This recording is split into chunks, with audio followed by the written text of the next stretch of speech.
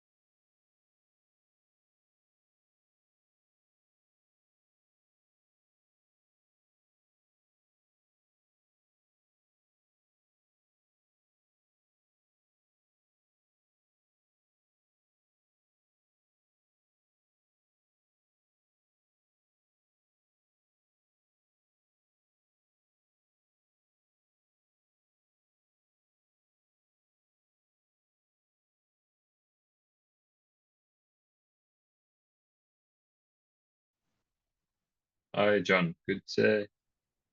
How are you, Good Matthew? afternoon. Good, thank you. Good. How are you? I apologize for the delay. I'm usually using Google Meet or Teams, and Zoom seems to have thrown my computer through a loop, I'm afraid. You know it's interesting. I run into that when I toggle between Teams and Zoom. So I think it's deliberate siloing. for lack of a better word. Oh dear, it doesn't seem to like it. Yeah. All right, good to see you. Listen, you know what? I'm going to be all ears for this, but one of the things that caught my attention, because you know I'm always doing a little bit of homework on things, is the supplier performance metrics. We talk about quality, delivery, cost, risk, innovation, responsiveness, and sustainability. Yeah. And of course, I don't know if you're familiar with what I did in 98, 99 with the advanced self-learning algorithms within nascent AI for the D&D. But one of the things was that the algorithms weighed the historic as well as the current data based on strand commonality to identify the right supplier. And then we hooked it up into a full system of sending it out to the supplier, the PO number, hooked up with Yeah. UPS to generate a waybill number automatically, worked with Canada Customs to provide them with the documents for clearance because many of the MRO parts are coming from the United States into Canada. So, I mean, Yeah. I immediately looked at this and said, this is going to be an interesting discussion. So that's where I'm going to leave it at and turn it over to you. Yeah, absolutely. Yeah, so if that's okay for you, John, I'll share first a couple of slides just to explain the concept, and then we jump into the platform, and I'll show you what we Okay, have let me built give you so far. permission. Let me give you permission Yeah. to share. Yeah, perfect. You should have it now. Let me try and figure this one out also on on Zoom. Let's have a look. Yeah.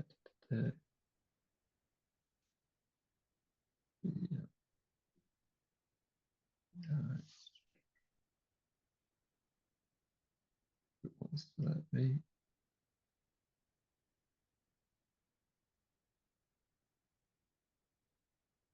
There we go. Yeah, now the button has come up in the middle. Perfect. One.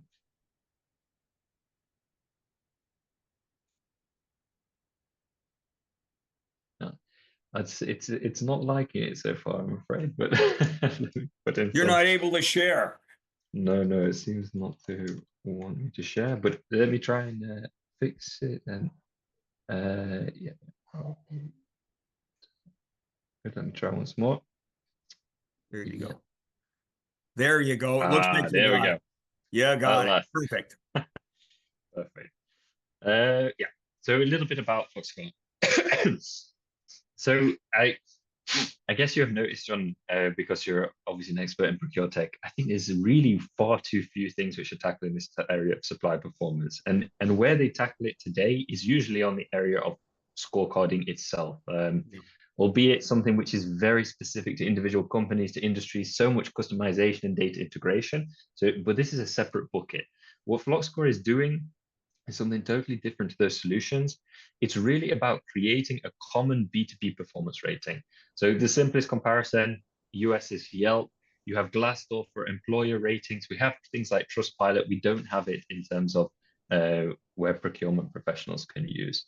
And what it means, yeah, if it's working, is that today we have a huge wealth of data, supplier performance data, which is completely siloed. So all of these large manufacturing companies, the company I'm also working for as well, is sitting on, I mean, thousands of rows, if not hundreds of thousands of rows of data on supplier performance. And as you know very well, all of these tools right now using to apply AI is absolutely incredible, but they're only as good as the data that they can use. So the more data that we can feed good quality data, the better. And that is a bit the concept of FlockScore. So the platform is very simple. It's not going to take much time to explain. It's based on the point that sharing this data is absolutely key. And the way that we believe to do that and why FlockScore can do that is because it's equitable.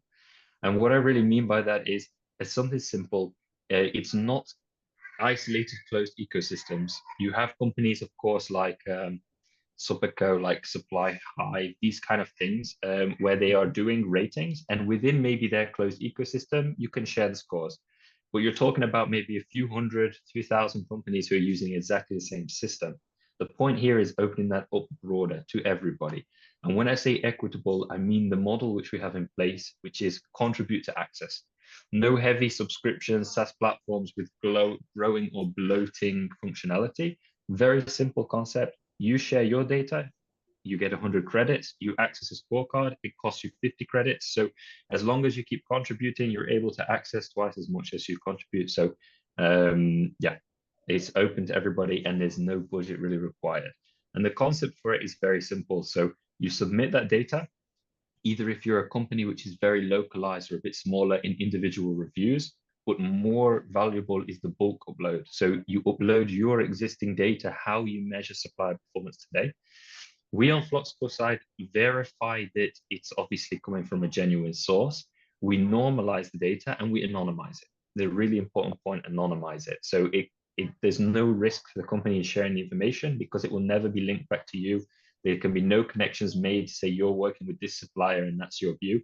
It is aggregated data in the end, which is visible to people in the platform. And then, as I mentioned, at the end, you get access to the database of ratings. And so what are actually the benefits? I've gone through a few of them. So firstly, on like how it works, your anonymity is guaranteed. So we validate them, you're never identified. There's no fees for the active contributors, so the barriers to entry are low. You also give the opportunity to build your reputation. So there's gamification in the platform as well, if you opt in. So which companies are contributing the most data, are most active, individuals who are most active. So on the one hand, on the performance recognition, on the other hand, on the contribution recognition. And for the companies who are right now joining the beta, we are also giving them recognition as founding members, of course, because it's the first ones who are taking that step, who are making the hardest move, I would say, to contribute. And then on, let's say, more the hard benefits, what value do you get from it? The first point is driving supply focus. You see this more and more in the sustainability space. So with things like EcoVadis, so companies are asking for a common rating, different companies ask for an action plan on the same things. It creates more of an impact to drive the improvement of the suppliers. It's the same with supplier performance. Sometimes you're talking to a supplier where you don't have all the leverage. You're saying your delivery is poor, we want you to improve it, but it's in an isolated setting. When you start to make that information public and you have also their feedback from several companies, which is affecting the business development for them, it becomes a different level of, let's say, pressure or leverage you can have on the supplier to enact improvements. You also are better able to understand the supplier performance also proactively, because your business is actually a small fragment probably of everything that they're doing. When you see from all the other companies, you get the full picture. So is the performance they're giving us worse than companies in general? Is it better? Or if, for example, you're having good performance, but you see recent reviews are showing some quality issues, then you can proactively contact the supplier and say, we see that you're having some quality issues recently with other customers. Is this likely to impact us? How can we prevent this from impacting us? So it allows you to also be more proactive when you have a view on the full performance. And the last one, and potentially the most valuable for procurement, is the fact that today you have two options when you're sourcing a new supplier. You either wing it, to be honest, based on a conversation, and you say, okay, we're going to start working with a new supplier and then see how the performance is.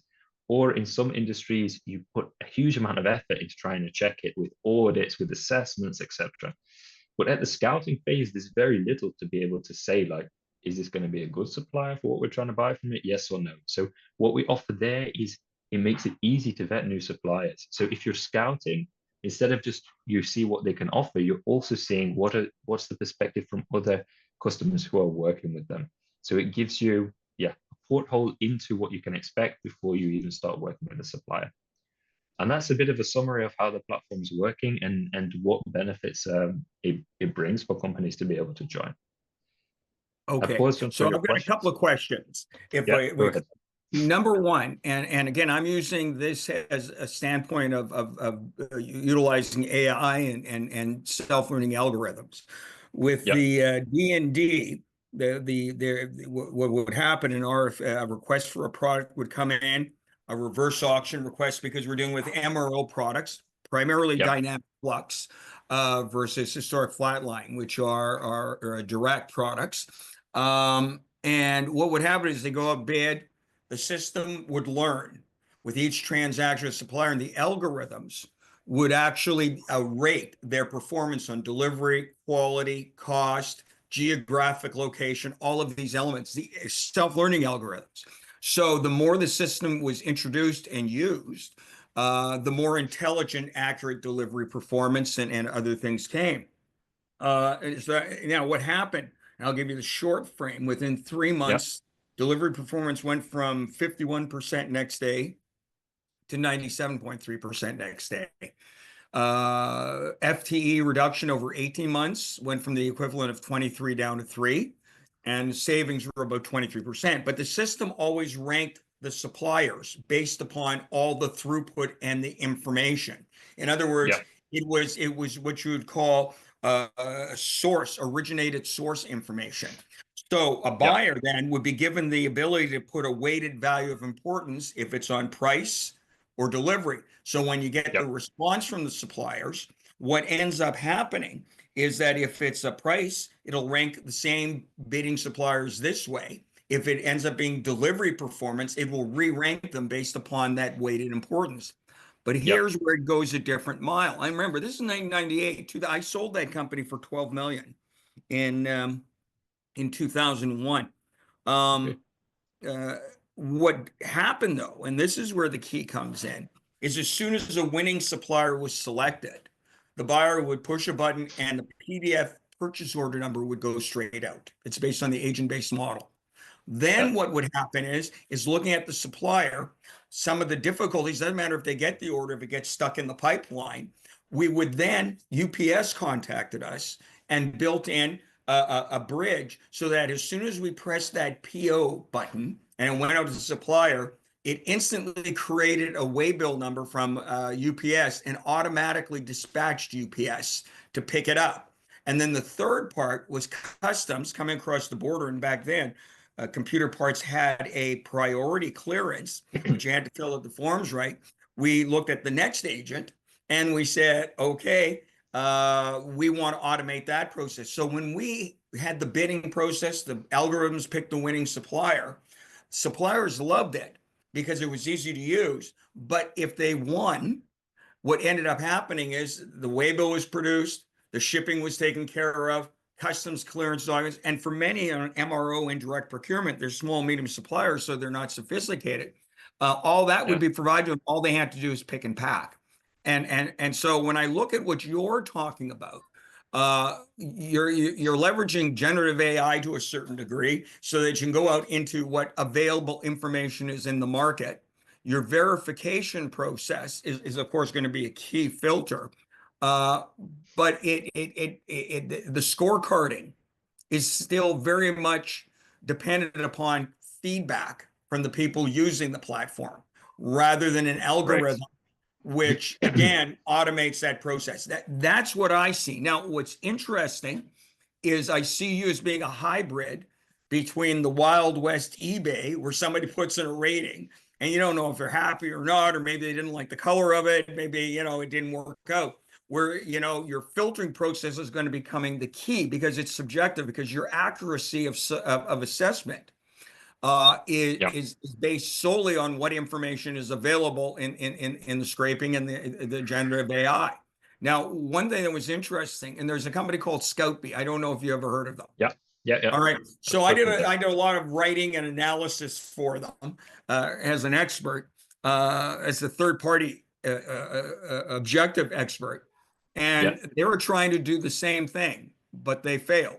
Because what happened is they said, look, we're just going to go through. We're not going to be that next level. What we're going to do is we are going to go back to our roots of supplier sourcing and verification without any of this balance sheet. So the question that I have is the matrix for algorithms, which you can expand to include ESG considerations and all of these other elements.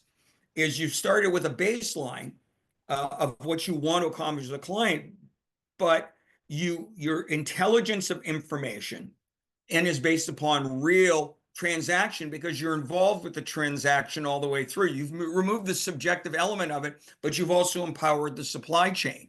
So that's number one with that. I think it is a key factor. So in the corporate world, because I also have clients who are practitioners, CFOs, CPOs, etc. I've been around for a while, and many of them are looking for ways to, how do we have a platform? The average large enterprise has maybe 25 different procurement solutions Yep. simultaneously. They're really grown out horizontally. The use of apps is much bigger. A CIO survey asked CIOs how many apps are in use to your knowledge in your corporation. They said 100. The actual number was over 900. So the reality is where do you fit into that kind Yep. of a crowded marketplace? Because what people look at and say, yeah, I get it, but everyone's selling this end-to-end suite, everyone's selling this, and whether it Yep. works or not, I'm not talking about yours, but most of these companies, I mean, you have Stephanie Lapierre, who has Tealbook, Yep. that I know very, very well. I've known Stephanie for years. Again, I've been in this 40 years. Uh, and there's Trust Your Supplier. There's all these Yep. companies outing this. Uh, Yet Trust Your Supplier, ScoutBee, etc., aren't in that field anymore. They couldn't get it to gain traction. Yep. So what I'm looking at is when I look at what you're doing, I understand the flow. I understand the intelligence of what you're doing. I understand the scraping and your filtering process is the key. How do you verify information? And that is, it takes in a lot of human in the loop involvement. Because what happens is you'll get the ratings back. So as you start your baseline, it's data scraping. But if I'm not mistaken, what you want to over time, and that's why the star system or the credit system is, you want to have that information then become controlled information based on real-time results rather than just hoping for an update. Because let's face it, I mean, Dun and Bradstreet and all of them were doing all of that, but the sites aren't updated as quickly as they should be. So you're dealing with old Yep. information usually. So your key is to get the traction of rating people. You're providing anonymity, so you're hopefully going to move that invisible wall, because we have to look at that problem when we finished or we're doing the D&D and then extended it to the New York City Transit Authority. There's ways to do that.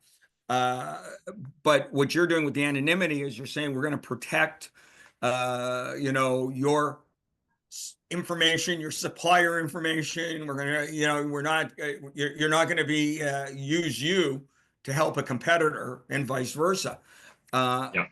but that's the key. And then if I look at that, it's then the timeline. It's a matter of, on a model like that, you need to have a very fast ramp up scope of Yep. participants. Uh, Indeed. and I'm thinking now, am I missing anything to this point, or do I have a good grasp?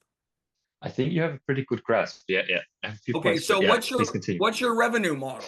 Again, like for in the late 90s, we got a piece of the action. Every transaction, we got a percentage of it. And it was a profitable business. Where do you earn your revenue from this? Yeah. And I think that partially answers why I think that this can work when others have failed, right? What I want to highlight, John, maybe one thing is that the way I see the interaction and how FluxScore fits in with all these other platforms is, I would say, a layer underneath or on top.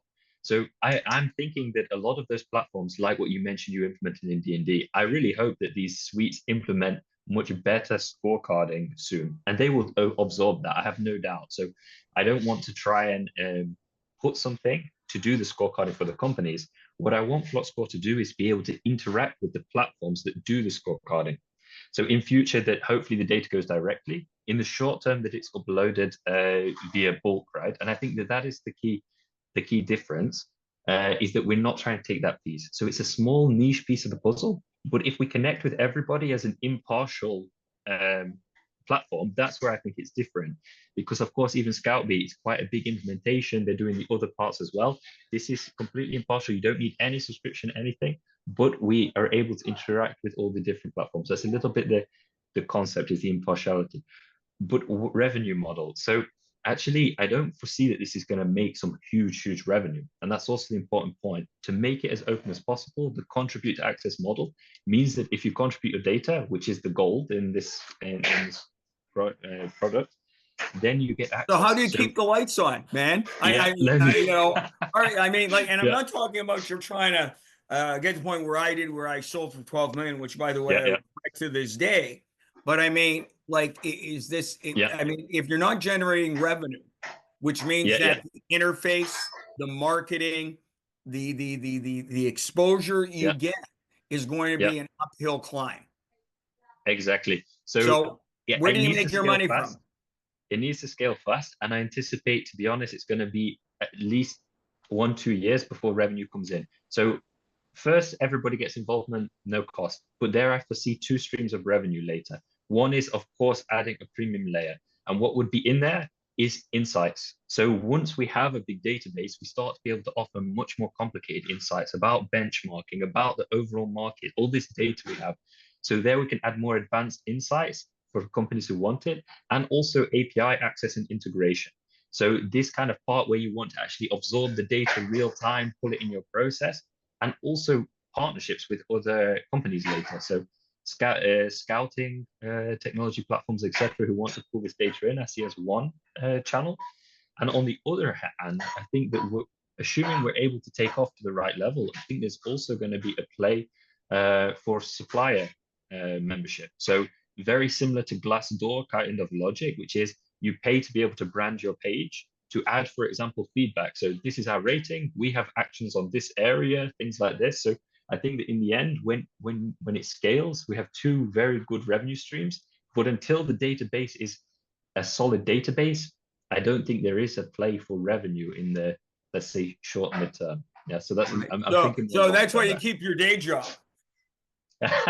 Exactly. That's why I keep my day job. Exactly. Well, let me do this. I don't need to see the demo because I've got the grasp of it. I understand Okay. what the conceptual you're doing. Yeah. Let me do this. A couple of things which may help. Number one, is any of this you showed me confidential, or can I share it far and wide? You can share it far and wide, John. Yeah. Okay, Yeah. because I'm going to share this interview because I mean, you know, I'm going to say this is some of the creative thinking that's happening out there, but everything we talked about will be there. But that's the best way initially that I think can help you is to put the information out there and see what happens. It is going to be very difficult with niche players because what's happening now, there was the .com bubble burst. I don't know if you remember the .com boom and bust. You look young, so Yeah, but but I read about it at least. okay. Yeah. And we're coming into a similar one with AI. Yeah. Because if you look at the solution maps and everything, and the rate of initiative failure is still at a high rate. The generational ProcureTech initiative failure rate over the last 40 years has been between 60 and 80%. It continues to fail. So, you know, I mean, we're going to see a shrinking down. We're going to see acquisitions, etc. I think you have an innovative idea. I think there's some gaps in it, but I'll share it and see if anybody, you know, the old, I'll run up the flag and see if anybody salutes it. How does that sound, Matthew? That would be perfect, John. I would really appreciate that. All That right. yeah, because I think that's Uh, exactly what we need now is that exposure. To be right. honest. Yeah. Yeah. All right. That's So perfect. listen, leave it with me. And when I share this, I'll tag you and I'll tag people that come into the picture, and we'll see what happens. Yeah. Perfect. Take Sounds care, good. Matthew. Thanks a lot, John. Thanks for your time. Yeah. Bye.